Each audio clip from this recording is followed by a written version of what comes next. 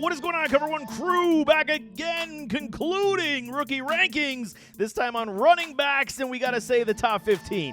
What are these running backs going to do? Did they pose enough to get a good, sizable role in the NFL, even though we realize this draft class is not necessarily abundant with elite-level talent at the running back spot, but there is quality talent that they could definitely etch out a role for themselves, and there is some quality players that I do like at the running back spot. So let's talk number one. Trey Benson is my top guy. I know a lot of people like a Jonathan Brooks. I like him too. I think he's very much quality, and once he does recover from his ACL, we will see Brooks hit the ground running, no question. But Trey Benson going with a James Conner. They're obviously looking for the eventual replacement for a James Conner, and Trey Benson is that guy, loaded with speed, loaded with physicality, loaded with ability to find his way into the end zone. Similarly plays like a Conner in that sense, just a lot faster. So you do like the fact that they could have a very nice 1-2 punch, and with Trey Benson could find his way onto the field extremely early in this offense, especially given more support to a Kyler Murray, and especially now with guys like Marvin Harrison Jr. It is all good in the desert with a Trey Benson, number one off the board for me for running backs, no question. Number two, Jonathan Brooks. Like I'm saying, knee injury is my issue with this man at this point. And we'll see. Okay, you got to like what these Panthers did at this draft to help support somebody like a Bryce Young. Did it in the offseason, got a Deontay Johnson like I was mentioning in the past videos as well. Jonathan Brooks is one of these guys, could be the thoroughbred running back, full through, true three-down running back. He can catch. He can absolutely gallop through. Does he have the elite wheels to make house calls on a daily? No, he does not, but he's got the full-rounded potential to be that three-down back in this NFL that you're looking for. And a Brooks, growing with this offense, growing with a Bryce Young, we could see it be some of these guys are leaned upon, and, I mean, Brooks has it written down all over him that he could be leaned upon for easily 250-plus carries in the NFL, so that's what you're looking for. Volume upside for days for a Jonathan Brooks. Blake Corum, number 3. And I'm sorry for all y'all Kyren Williams supporters. I'm one of them as well. This one did hurt because you basically drafted a similar clone-like potential of a Kyren Williams with a Blake Corum. It's basically a very similar skill set, so you got to question, why did the Rams do this?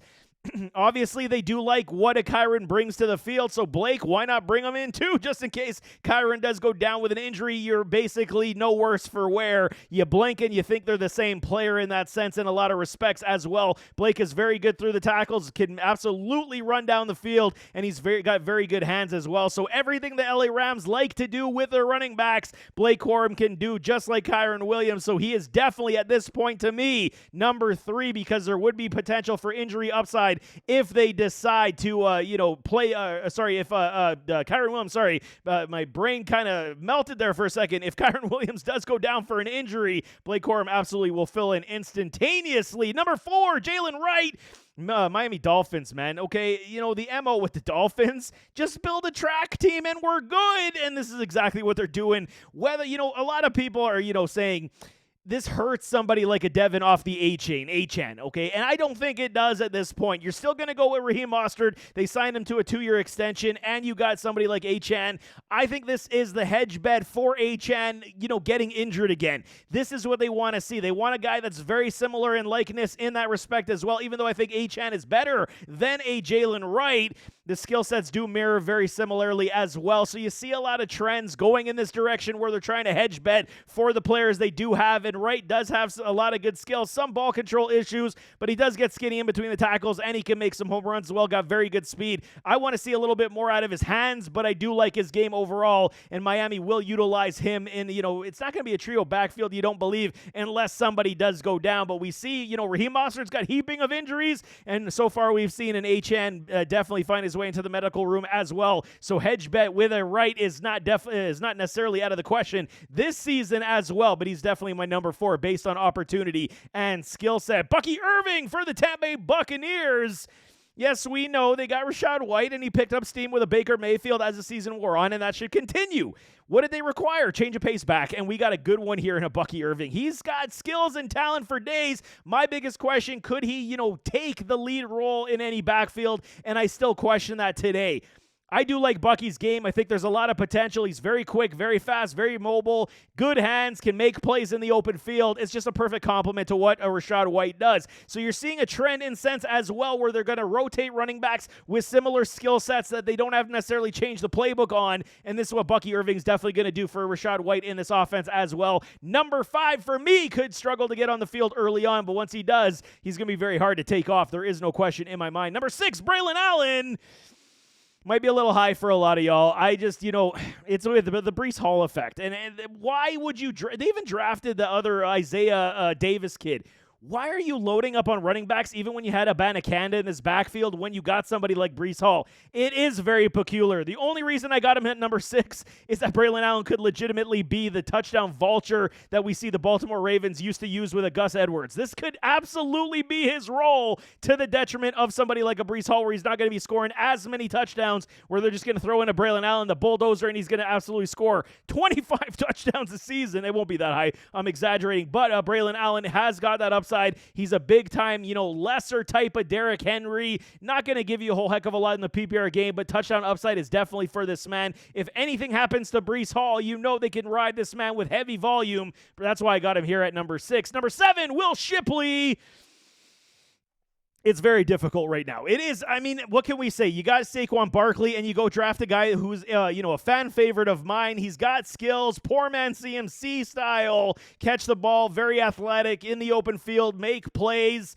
He will be utilized in that pass game a lot more, you got to believe. Can take the DeAndre Swift role easily, even though they got a Saquon Barkley. So you got to understand, if something does happen to Saquon, then yes, we can absolutely uplift and promote somebody like a Shipley. But at this point, it's Saquon's backfield, and everything scraps-wise will come to Shipley and others, because they like to rotate their running backs. But number 7, the potential is here for him to be a PPR back, and I do like that about my running backs as well. Audric Estime, Denver Broncos, 1-2 punch with Avonte Williams. How can you hate it? I do like Estime quite a bit.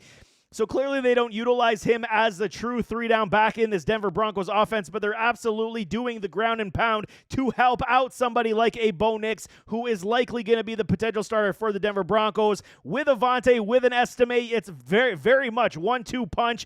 Power, and you're going to be doing that a lot in this offense. Hopefully keeping teams honest, controlling some clock, hopefully create timing for a Bo Nix, and then get the ball to his wide receivers. So that's why I got Estime here at number 8. It's going to be, is he going to jump Avonte? No. With Avonte's injury potential, coming back from the ACL, so maybe they're just hedge betting as well. Estime is a good talent. Will he jump Avonte? I say no. That's why I got him here at number 8. Number 9, Ray Davis, Buffalo Bills. I could have had Ray Davis a lot higher. He could have jumped all the way to number 6 for me, but at this point, I just want to see how they utilize him in this offense. This Bills offense will absolutely be very multidimensional, multifaceted with all the players they do have. No more Stephon Diggs. It will be likely Dalton Kincaid, Khalil Shakir, Keon Coleman to be the number 1-2-3 punch in the pass game, and then James Cook running the football. You still got Ty Johnson, so we'll see how much somebody like a Ray Davis can absolutely carve out a role in year 1. He's a very good talent. He's got very good hands, and he's like that, little muscle hamster pinball down the field. He will make plays. Very good vision. Cut ability in the open field is definitely there as well. Ray Davis is a good one.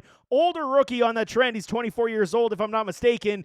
That's why I got him here at number 9, mostly for age, for dynasty, and potential role security isn't really here yet, but he's definitely one of these guys keep your eye on, because he could be a big-time high riser. Number 10, Marshawn Lloyd.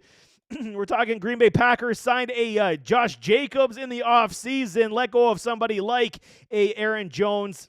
Okay, I'm a fan of Marshawn Lloyd. Am I as big a fan as a lot of these pundits were? No, I'm not. I don't think he's got the quality 3-down back appeal that everybody's looking for. He's a good running back. He's got a lot of skills and a lot of potential. He's not an elite running back, so I don't understand what these guys are saying. Is he a good change of pace guy to lift, somebody like a Josh Jacobs? Absolutely. Can he be utilized in any offense and carry the football 15 to 20 times? Absolutely. Is he going to be the stellar running back that everybody's going to crave and covet? I got my doubts. So that's why I got him at number 10. Going to be hard to find carries and volume for him, and when he does get on the field, there is potential for him to at least gain some upside, but I like what the Packers do with Josh Jacobs over what they're potentially going to do with a Marshawn Lloyd. That's why I got him at number 10, man. Isaac Guerrero.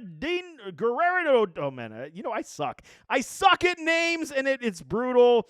Gurin Endo. I probably butchered that anyway, but he's one of these guys I really did like as well in this draft process. Got a lot of abilities, got hands, got running style, power. Speed is good. Athletic ability is there. Agility, athletic ability. All of these things you can check on this man. But they got Christian McCaffrey, and they still got Eli Mitchell. So this is another one. Find a running back that could potentially replace somebody like an Eli Mitchell, because all Eli does is find his way into the medical room. So Isaac is a good running back. Is he a great running back? I mean, we will see. The 49ers love to have at least 3 to 4 running backs of quality skill sets that can take volume from this backfield. So that's why I got him here at number 11. This backfield still is CMC's, so you're not going to see a whole heaping volume, but it is one of these taxi squad players. You can sit, leave, and hope for the best that he's going to produce something in this offense. Maybe when CMC does go, maybe that's when it does happen. But, I mean, that's a long way away. But, again, talent-wise, I do like Isaac G. I'll just call him Isaac G. See? Solved my problem, my name problem right there. Isaac G at number 11. Rasheen Ali, number 12 for the Baltimore Ravens. And what do we say about teams like Pittsburgh who can draft wide receivers and linebackers? These Baltimore Ravens can find running backs anywhere. Yes, we saw that youngster. He ripped his knee last year, so the recovery will be there for him. Rasheen Ali is a big back. He's got lots of skills. You wanted a replacement for Gus the Bus Edwards? You got it with a Rasheen Ali. He's got so much talent, lots of statistical upside for him as well. Touchdowns. He's got some receiving ability. I'm a big fan of Rasheen Ali, and going to Baltimore, stroke of genius, could get on the field earlier than a lot of people do believe. Definitely do not forget the name Rasheen Ali, because he is a definite good one. Tyrone Tracy Jr. And here is one of these guys. Definite great landing spot for him. He's got that scat back speed, good sound, elusive abilities. I do like Tracy a lot. And with only Devin Motor Singletary being basically the running back 1 with the New York Giants, they do need to input some speed. I mean, Eric Gray is still there as well. Influx of speed needs to be had, and Tracy is definitely one of these guys. Could we absolutely see a trio backfield in New York as the season does wear on? Abso-freaking-lutely. And if Tracy does ball out in this offseason and preseason and camp, he could earn a definite role. He's got good hands as well. Pass-catching back appeal is on the upside. And then Vidal, number 14, Los Angeles Chargers. 14 and 15. I'm not overly excited about. Vidal's a good running back, and I think there is potential.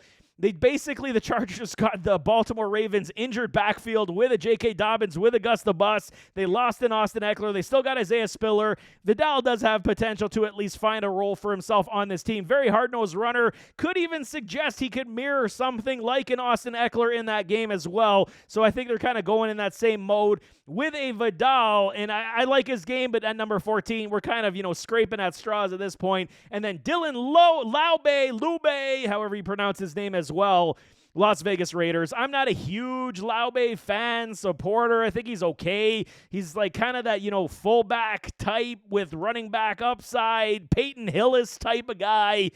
And I mean, there's opportunity in Las Vegas, like I'm saying. We got Zamir White likely going to be the running back 1 with some guys filling in. So if Laube can absolutely show out in this preseason and offseason, he will be one guy that's going to be volume upside over pure sheer talent upside. He's got a lot of stats on his resume as well, but I'm not overly sold at this point. But there you have it. That is running backs top 15 to round out the rookie running backs, wide receivers, quarterbacks, and tight ends before you get into your rookie drafts for Dynasty. So hopefully this helps you guys out where I see these guys ranked at this point, not only on skill set, but team dynamic, because it definitely is important to understand both. But nevertheless, as always, don't forget to hit that like button, hit that subscribe button, jump in those comments, give me your thoughts. What do you think of these backs? You in, you out? What are you doing with these guys? But we'll see you next time. I am out.